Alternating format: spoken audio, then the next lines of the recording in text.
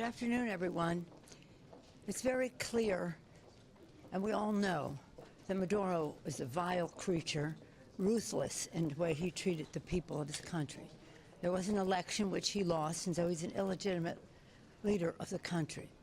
It's also very clear that our military performed excellently in the execution of the assignment they were given by the President of the United States.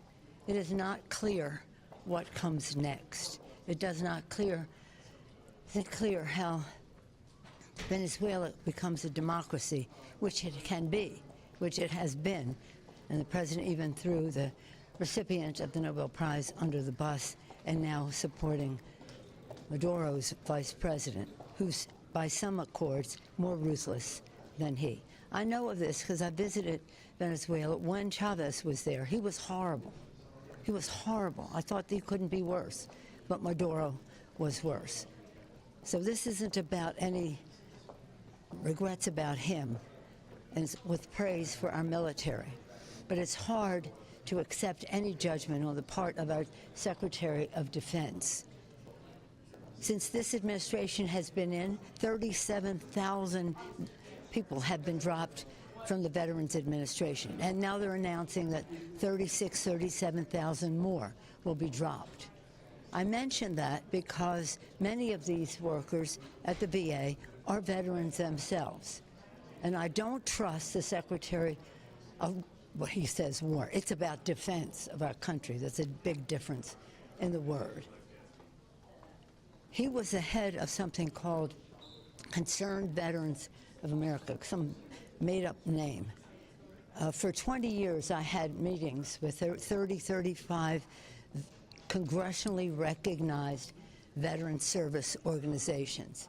His organization came in one day with some plan. We said, you're not certified, you're not at the table, that's it. Because their goal, as funded by the Koch brothers, was to privatize the VA.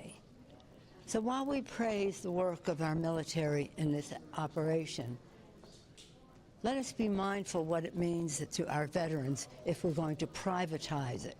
And that is what he did as the head. That was his goal as head of the Concerned Veterans of America, whatever that fake group is. He was dismissed, as you know, for various reasons, which I won't even go into, but it was about incompetence. And now he's the Secretary of War. So when we go to a briefing and he's part of the presentation, it's very hard to come out with any respect for what has been said there. And again, Maduro's a crook, a thug, ruthless. His successor, the vice president, same thing. Our troops are wonderful. Let's not create a war that produces more veterans when you're in a place where you're firing people at the VA and wedded to moneyed interests that want to privatize the VA and make money off of it.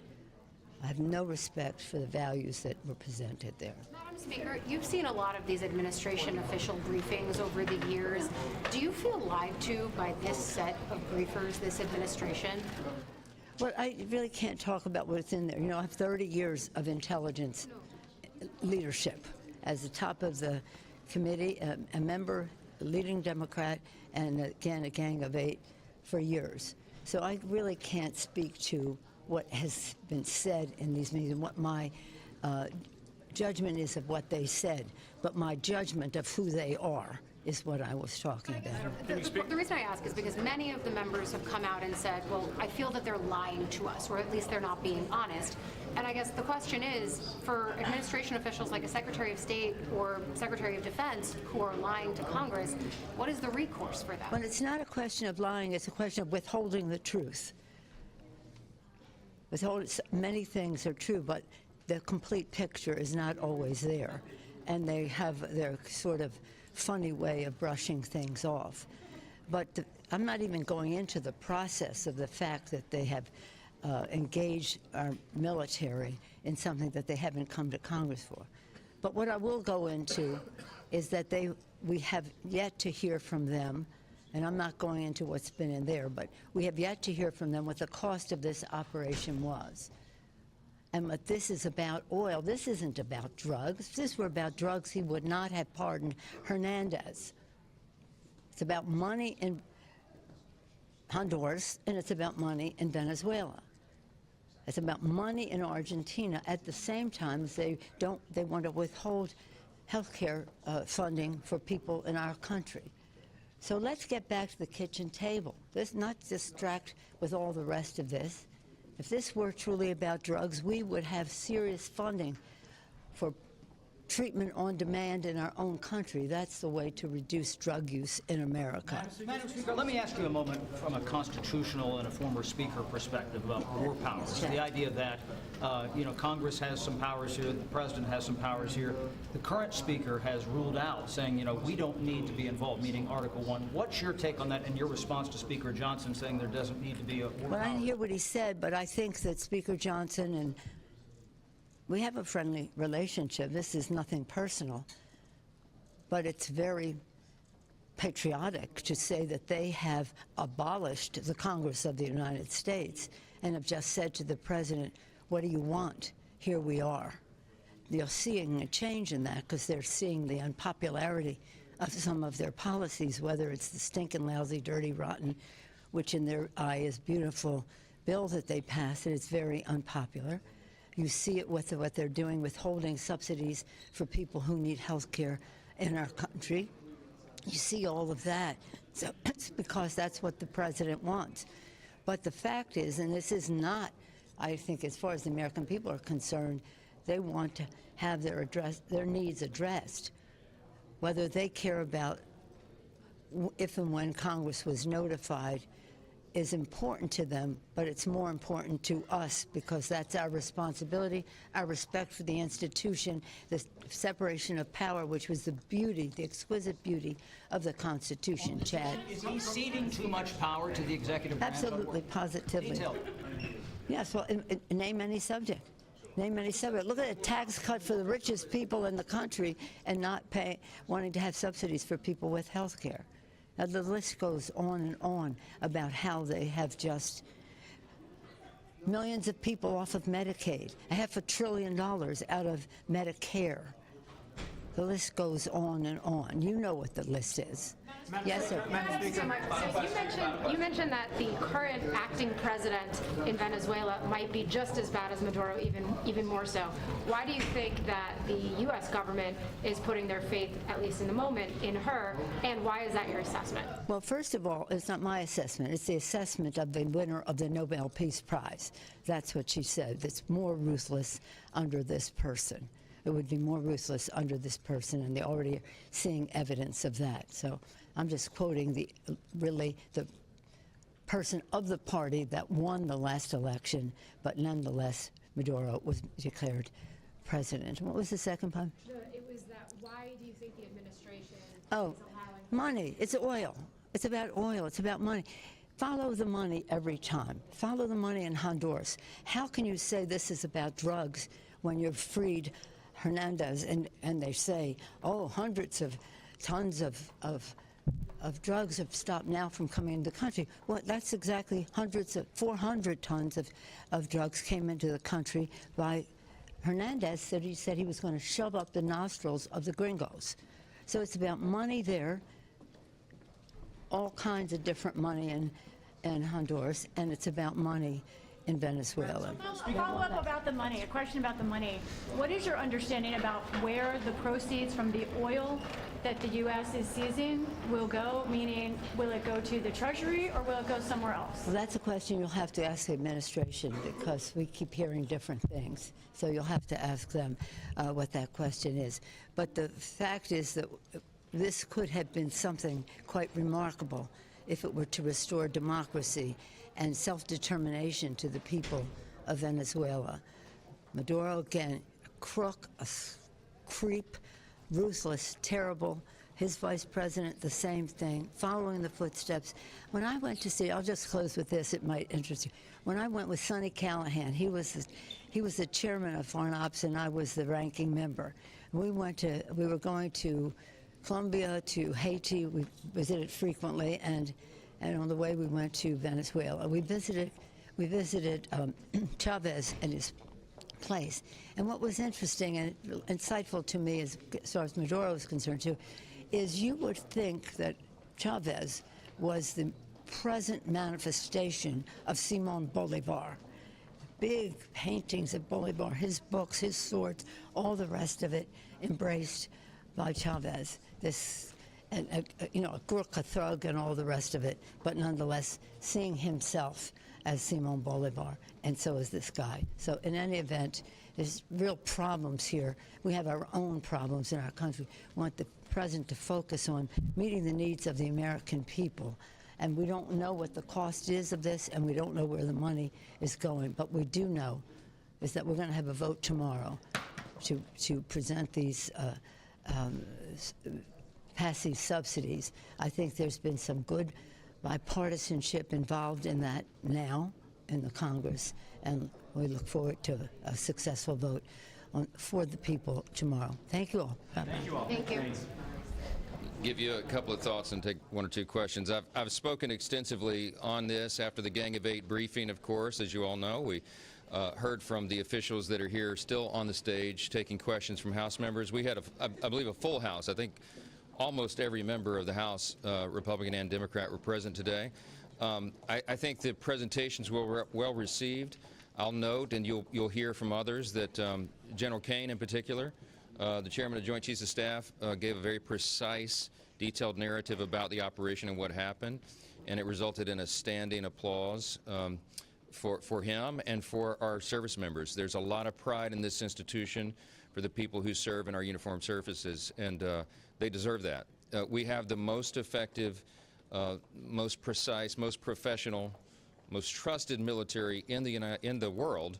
The United States is the last great superpower on the planet for a reason. We're the only ones capable of executing a mission like this and being able to get in and out so quickly without any casualties, and to bring justice to a criminal who had been duly indicted under American law. Let's remember that's what this is about. It was justified because Maduro is a narco-terrorist. He was involved with international criminal regimes that were doing great harm to the American people. That's why he was indicted many years ago. And with the superseding indictment more recently in New York, we went to apprehend a criminal, and that's exactly what happened. The Department of Justice requested the action. The military was prepared, as the U.S. military always is, to do that, and now this individual will be met with justice on U.S. soil. It's a remarkable thing, and it's something that every American should be grateful for. We are not involved with boots on the ground there. We are not engaging in a regime change. As you know, a interim president has now taken the post, and they will continue. Now, our hope is that this regime will not be engaging in narco-terrorism and all of this, the terrible activity that the predecessor of the interim president was involved in. You see the applause and the elation of the people in Venezuela and those in the country here who understand what's at stake there. And I think all of our partners in the Western Hemisphere, everybody in our hemisphere, understand the necessity of this. The world is safer because Maduro is apprehended and in the hands of the U.S. Justice system now. So that's what happened. I think that's what they're going to get. You're going to have some people who have questions and disagreements on play calls, but we elected a commander-in-chief to be able to do this. President Trump is a strong president. He takes decisive action, and that sends an important message to other dangerous people, terrorists and tyrants around the world. And I think that's an important role for America to play. So. Can I pick up on the boots on the ground mention that you just gave? The administration is leaving the door open to that possibility, be it for Venezuela, be it for a potential coercion in Greenland. Based on the briefing that you got now and that you've had conversations with the administration, would you feel comfortable with service members being put in harm's way for these end games, whatever they are? No, we don't anticipate boots on the ground. That is not the. Well, let me answer the question. That is not the administration's objective. That is not their expectation, and that I think that sentiment is shared by everybody in the auditorium today. We don't anticipate that's going to be necessary. Again, we went to apprehend a criminal. We did it with precision. It was justified, and that job has been done. We now hope that the people in Venezuela can govern themselves. We hope that democracy can be restored there in return. There are some great people in that country. They are blessed with tremendous natural resources. They ought to use that for their benefit. Now, with regard to the oil there's been lots of talk about that. There were questions about that in the room. Our U.S. oil companies have the capability to allow that infrastructure to be repaired and put back into use. And, of course, there's 30 million barrels or so that are at issue right now. The Secretary of State gave information in here that went a little further probably than the public comment that's been made, but all of that will be part of the transactions and the transition that happens in Venezuela. We're hopeful that this can happen on a very short order. We assume there will be elections set in short order, and we don't anticipate U.S. troops being needed or necessary there. We're hopeful that they can do it. Yes. What can you tell us about the governing strategy moving forward in Venezuela, and is it going to require American taxpayer dollars? I don't expect that. I don't assume that any U.S. taxpayer dollars would be used to run an election in Venezuela. It's a competent country with good people. They just need better governance, and we hope that that can be delivered in short order. I think that's the intention, certainly, of the administration and of the Congress, and we'll see what happens. Thank you. Appreciate it. Thank you. I'm not going to talk about what happened in a classified briefing, but I don't have any confidence that this administration has a realistic plan. I think it's a delusional way of thinking that this is going to work itself out. The what after is the important question. There's no question that we have the ability to do amazing things around the world with our military, to kill and capture adversaries. That's not the point. The point is, once we do that, then what comes next, and this administration doesn't have a plan for that. Was that question posed, though, just the general idea of what is the end game? I know most lawmakers went in saying to us, like, that is the biggest question that they have. Yeah, that was discussed. I'm not going to get into the details about it, but that is why I have no confidence, because the answer that was provided was not anywhere near sufficient. You know, I like to characterize this as a magic wand. Somehow this administration thinks that it has a magic wand that it can wave and solve really complicated, really challenging dilemmas that we now face in Venezuela. Thank you. Several Republican senators came out and talked about a plan for sort of dominance of the Western Hemisphere. Was it your impression that there will be more beyond Venezuela, places where the U.S. might be heavy-handed? I bristle at this whole issue of dominance, right? Do we want to have friends and partners, or do we want to be an empire, right? Is this going to be just an extortion ring where the administration extorts foreign leaders to extract concessions, or do we want to have friends and allies? I'm somebody that firmly believes that we are the strongest when we lead with our morals and our values, and we have friends and allies, and we simply just don't extort other countries like a racketeering racket. Thank you. What was your impression? Very impressed. It was really a hand in glove. Help him with that mic right there. Help her. The professionalism of our special forces and our military is beyond reproach.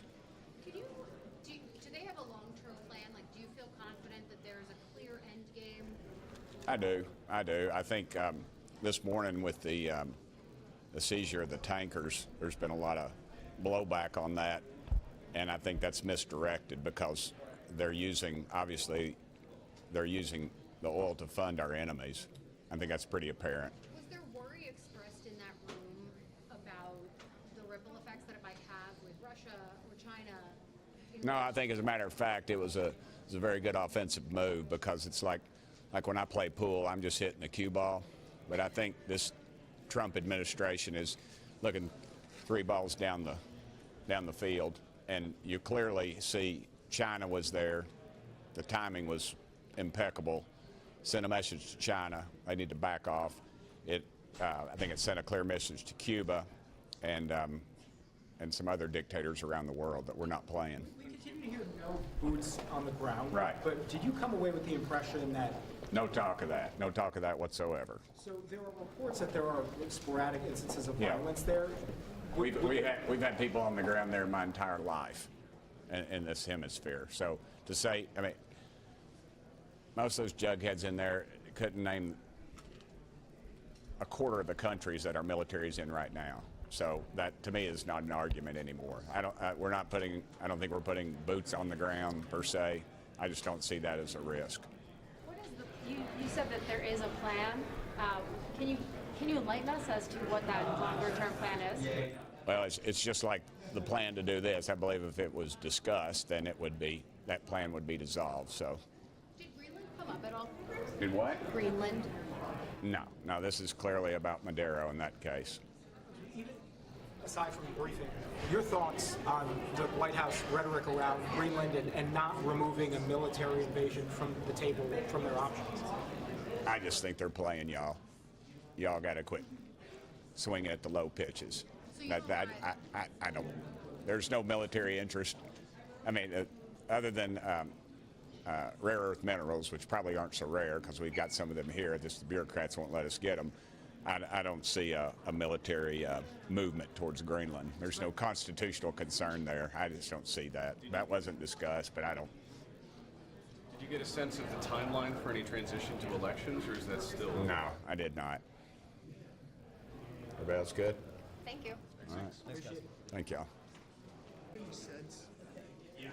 That Secretary Hegseth or Rubio have any kind of plan for what the president is trying to implement here? No, I did not get a sense that they have any legitimate plan for what comes next.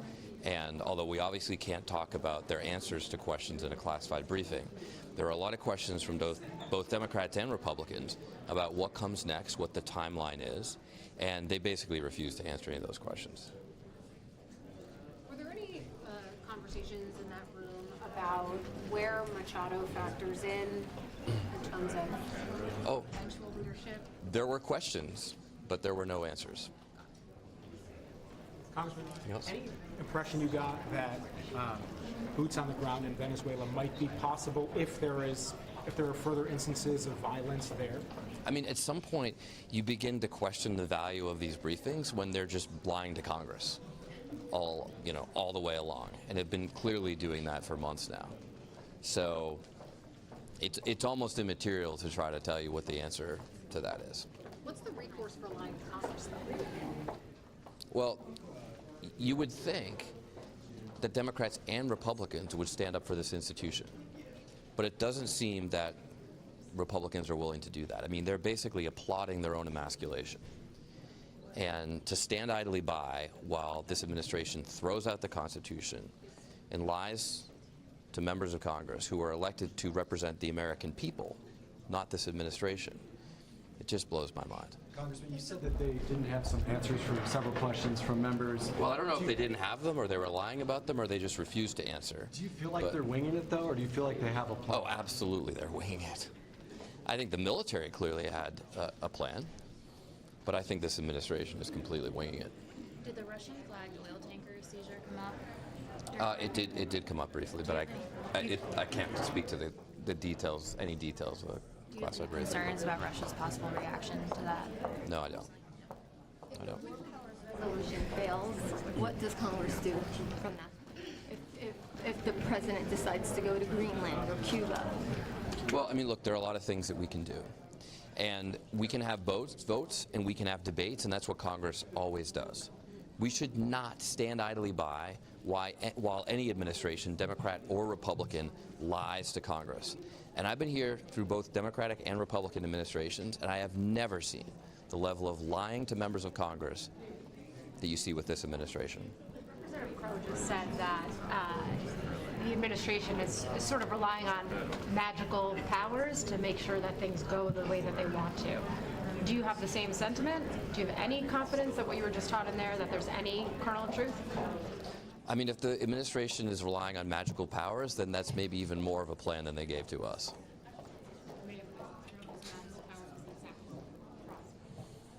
They have no idea what they're doing. And look, I served in Iraq. I remember when the invasion was very successful. I was proud. I remember when George W. Bush said, "Mission accomplished." That's not the end of the story, and I don't think that's going to be the end of this story either. Thank you. Thank you. Interesting speaker, Brad Sherman from California, 29 years on foreign affairs. As to the War Powers Act, there are two elements. One is notification. We know that the president gave notification to oil company executives without giving notification even to the top 4 or 8 members of Congress, saying that members of Congress would leak. I don't know about oil company executives. The second part of the War Powers Act relates to a possible invasion and pacification of Venezuela. That requires congressional approval, not just notification, but approval. Every administration since Nixon has claimed the War Powers Act cannot be enforced or is not binding on the executive branch. But Republican attorneys general have testified that the provision that I now have in the Defense Appropriations Bill and have had in there for the last 10 years, no money shall be spent in contravention of the War Powers Act, is binding. As to where the money would be kept, if it's kept in the United States, it's possibly subject to Venezuelan creditors. So it will probably, it's my understanding, it will be in a bank account somewhere where the creditors of Venezuela can't get at it, but under the control of the United States. We've had Chavez, we've had Maduro, and now we have Rodriguez. They are all ideologically very similar. Maduro was subject to substantial economic pressure and was not sufficiently compliant with the goals of the United States. We'll have to see if Rodriguez is. We have a limited amount of pressure on that government, and it appears as if the only thing that is Trump's bottom line is that she has to help American oil companies. So whether we will, I do not expect that this president will work effectively for democracy in Venezuela, but I do think he will work to make sure that American oil companies can profit from Venezuelan oil. The real question is, are we going to invade and occupy Venezuela? And I don't think we will. I don't think we should. I don't think it's legal without the consent of Congress. And in the absence of a belief in Caracas that we are about to, I don't expect them to provide any concessions except for ones that are probably in their economic interest, and that is better access for U.S. oil companies. What power do they have here? I'm the co-chair of the bipartisan CPA caucus. We do need better accounting for that half of our budget. And a number of questions were asked in the classified briefing about what did this operation cost us. And I look forward to the Pentagon cooperating with the CPA caucus to really tell us. That being said, I'm much more concerned about what the cost would be if we were to invade and occupy.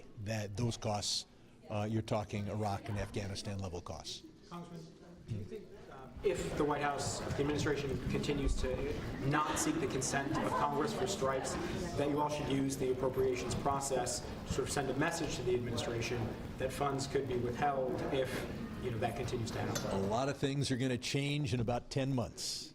I can't imagine that this House of Representatives would send any message, a majority message, to the president other than complete obsequious veneration.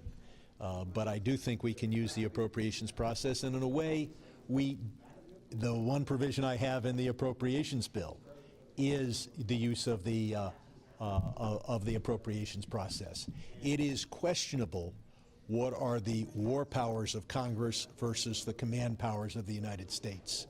What is not questionable is the total power that Congress has over appropriated funds. And if any money is expended in contravention of the War Powers Act, there you have the use of the appropriations process. Do you think the briefing provided any more support for a War Powers resolution on Venezuela than there was before the break? No. We were not told of any plan and what the casualties would be, what the cost would be of an invasion and occupation of Venezuela. And if we limit our objectives to additional oil company profits, I think we will get what we want from Rodriguez. It's not a great day for drug interdiction. It is a great day for oil company profits. And the drug thing was about the Hernandez point that the Speaker Emerita already made. Can we get your just impression about, in terms of what if there may be a strategy moving forward for governing Venezuela? Do you have confidence that whatever strategy you just heard could be successful? Big question. Did I hear a strategy? The answer is no. There's been no planning. Look, I saluted General Caine. The military dotted every I, crossed every T, went through every scenario for months, from back in August.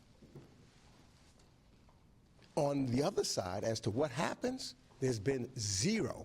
There's no plan, nothing on how do we move forward subsequent thereto. All we've heard, the President of the United States has not said diplomacy or democracy one time.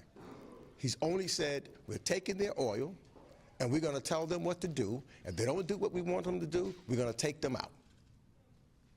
That's not democracy, and that's not hearing the voice of the people of Venezuela. The people of Venezuela, what they've been fighting for all along is having elections and having those election results adhered to. That's what they want. They also are concerned, and we didn't hear anything in that regards, those that are here in the United States and those that have escaped, are they going to be pushed back to Venezuela now with this unstable government? Is TPS going to be restored to them, or are they going to be forced to go back? Those that are here. And let me also just say, just to think that the longer that this lingers, you've got nefarious individuals that could try to take advantage.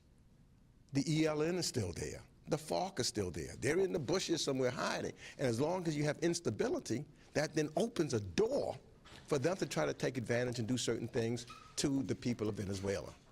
And then on top of that, don't the American people need to know exactly what, shouldn't they have the right? Not only members of Congress, I mean, clearly those oil barons who want it, they have the right to know, because the president has said, he told them before the invasion, talked to them before, and he talked to them right after, even before he talked to members of Congress and the American people. So don't the American people have the right to know at least how much it cost? We have no clue of how much this has cost the American people. We are about to, many Americans, people in my district are talking about now they can't get the tax credits that they need for health care. We were about to talk about the issues of affordability and the budget that we've got to deal with, and hopefully not have another shutdown.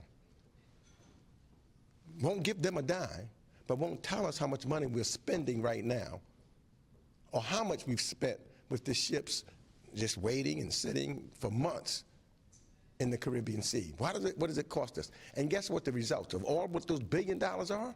To get 2 people.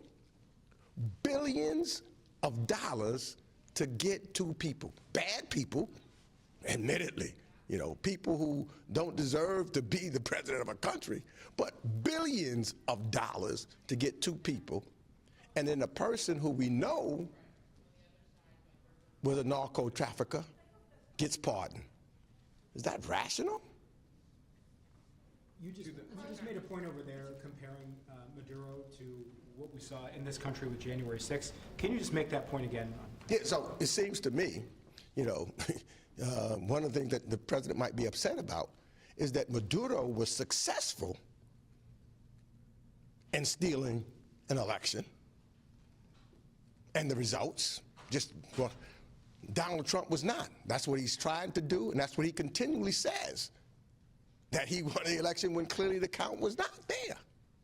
So I don't know whether he's upset about that, because Maduro was successful in stealing an election, and he was not. And as a result, what he did, just celebrates January 6th, he pardoned all of those who was in conspiracy with him to try to steal an election in the United States of America. Did you get a sense at all of the implications for Colombia, Cuba, especially if there are people leaving Venezuela going to Colombia? Well, I will tell you that there is great concern that I've heard today, because of that kind of instability, and if it lasts long, people will be running across those borders from Venezuela continually to Colombia, to Brazil, to Peru, to all the countries neighboring there because of instability. And, what we've also heard today, and I've got, some sources that come back to me that's on the ground, people that I know for a long time because of relationships in Venezuela. They just passed a law saying that they're going to go after individuals who either agrees with what took place, etc. So the people in Venezuela on the streets are scared. So this does not help at all in that regards. They want democracy. They want to be safe. And that's still an issue. Thank you. Is there going to be another war powers vote in the House on Venezuela? Probably. Can you leave that or have